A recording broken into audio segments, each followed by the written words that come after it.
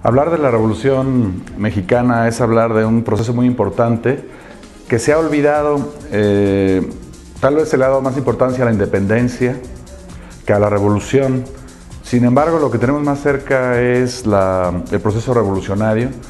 y todavía estamos viviendo las consecuencias de ese proceso en todos los sentidos. Es muy importante que nos aboquemos a investigar, a leer, a enterarnos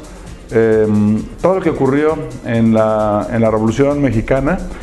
Primero, para evocar aquello que ha valido mucho la pena y que nos ha constituido ya como mexicanos, las instituciones que tenemos, etc. Y segundo, para reforzar la memoria de todo aquello que no queremos que se repita. Los pueblos que no tienen historia, que no tienen memoria, perdón, repiten su historia. Y yo creo que no queremos los mexicanos repetir el proceso de la Revolución Mexicana, pero sí queremos repetir aquello que sirvió, aquello que fue útil, aquello que nos constituyó y que finalmente lo que nos ha hecho sobrevivir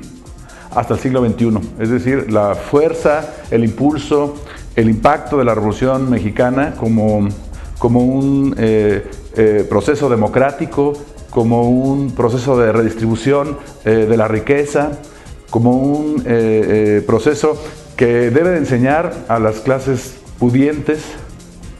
a no cometer los mismos errores que se cometieron cuando gobernaba don Porfirio Díaz y por lo tanto evitar que se desencadene un proceso similar a este. Nuestra circunstancia efectivamente es muy diferente, pero tenemos en los periódicos ahora todos los días eventos violentos,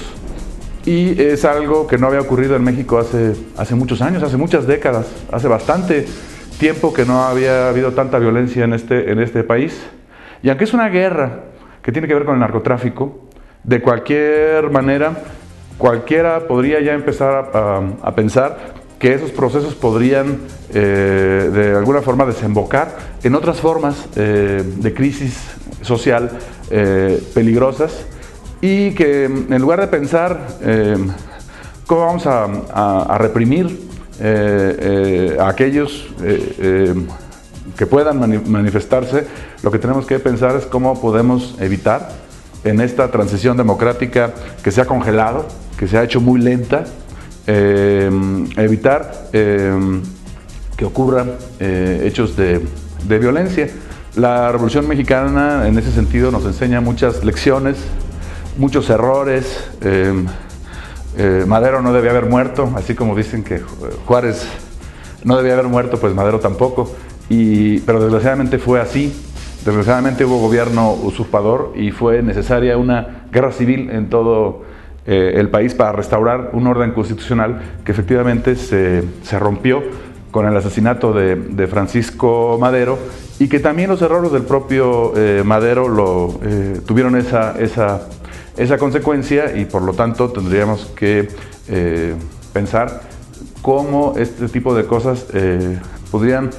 no ocurrir más allá de los partidos políticos, de las elecciones, es decir, pensando todos como mexicanos y ya no como miembros de un grupo de interés